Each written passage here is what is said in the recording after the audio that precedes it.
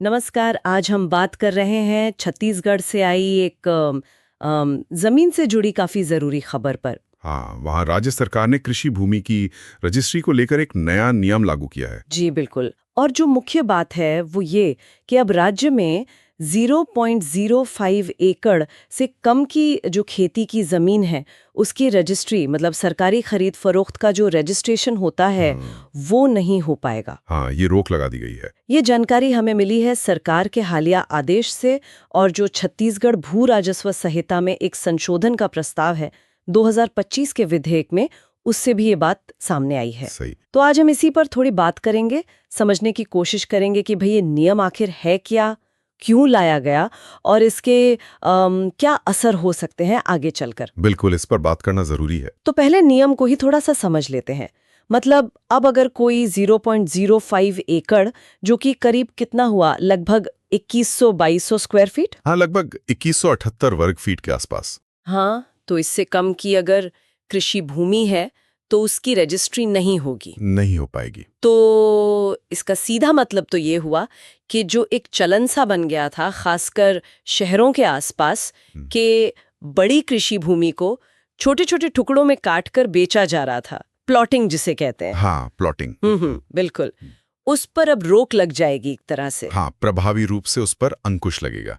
ये सरकार का इरादा है। लेकिन यहाँ सवाल ये उठता है कि सरकार को ये कदम उठाने की जरूरत क्यों महसूस हुई, मतलब इसके पीछे वजह क्या बताई जा रही है? हाँ, देखिए, जो सरकारी सूत्र हैं या दस्तावेज हैं उनमें कुछ ठोस कारण बताए गए हैं। अच्छा।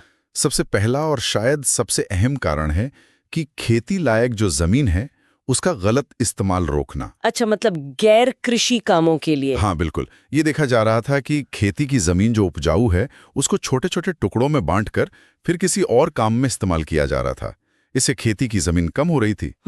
ये तो है। अब दूसरा बड़ा कारण है जिसे कहते हैं भूमि का खंड खंड विक्रय, मतलब जमीन का टुकड़ों में बढ़ जाना। अच्छा। अब आप सोचिए, अगर खेत इतने छोटे टुकड़ों में बढ़ जाएं कि उस पर ठीक से खेती करना भी मुश्किल हो जाए, जैसे ट्रैक्टर चलाना है या कोई और मशीन लगानी है। हाँ, सही बात है। तो वो मुमकिन नहीं हो पाता।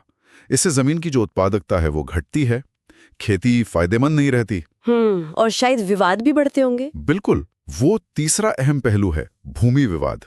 ये छोटे टुकड़ों की खरीद फरोख्त से मालिकाना हक को लेकर, मेड़बंदी को लेकर, रास्ते को लेकर बहुत झगड़े बढ़ रहे थे। अच्छा। तो सरकार को उम्मीद है कि इस नियम से ऐसे झगड़ों में, इन विवादों में कमी आएगी। तो कुल मिलाकर सरकार कह रही है कि ये खेती की जमीन को बचाने, उसे सही ढंग से मैनेज करने की एक कोशिश है। ये बात तो ठीक है कि कृषि भूमि को बिछाना है, विवाद कम करनी है, ये तो जरूरी है। लेकिन क्या इसका कोई दूसरा पहलू भी है? जैसे कहीं ऐसा तो नहीं कि इससे वो छोटे किसान या वो लोग जिन्हें सच में पैसे की जरूरत है, हाँ। वो अपनी जमीन का एक छोटा हिस्सा बेचना चाहें तो उन पर कोई बुरा असर पड़े? क्या इस बारे में कुछ कहा गया है? देखिए, ये सवाल बहुत जायज है और ये चिंता भी स्वाभाविक है। फिलहाल जो जानकारी है उसके हिसाब से सरकार का जो मुख्य निशाना है वो बड़े पैमाने पर जो कमर्शियल प्लॉटिंग हो रही थी उस पर है, जिससे जमीन का जो असली कृषि वाला रूप था वही खत्म हो रहा था। अच्छा। तो जोर इस बात पर है कि ये कदम एक तरह से अनियोजित विकास को रोकेगा और लंबे समय में कृषि अर्थव्यवस्था को शायद मजबूती देगा। लेकिन हाँ, ये जरूर देखना होगा कि क्या आगे चलकर कुछ खास मामलों में या वाकई जो जरूरतमंद लोग हैं उनके लिए कोई छूट या कोई अलग व्यवस्था बनाई जाती है या नहीं। इस पर अभी उतनी स्पष्टता नहीं है। ठीक है।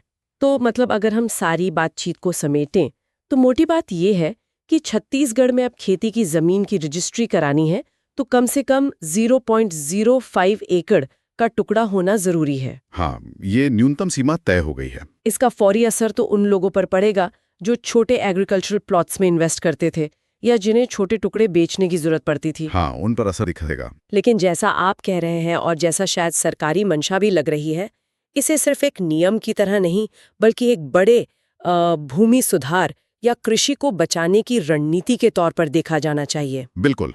कुछ लोग तो इसे कृषि भूमि बचाने की दिशा में एक मील का पत्थर भी कह रहे हैं। हाँ, कह सकते हैं। और यहीं से देखिए एक सोचने वाली बात निकलती है आगे के लिए। क्या? कि ये जो नया नियम है ये भविष्य में गांव की जमीन के मालिकाना हक के पैटर्न को कैसे बदलेगा, खासकर छत्तीसगढ़ में। क्या इससे लोग मिलकर खेती करने की तरफ बढ़ेंगे, जैसे सहकारी या सामूहिक खेती, या फिर खेती के नए तरीके अपनाने पड़ेंगे? इसके सामाजिक और आर्थिक असर क्या होंगे समय के साथ, ये देखना वाकई दिलचस्प होगा।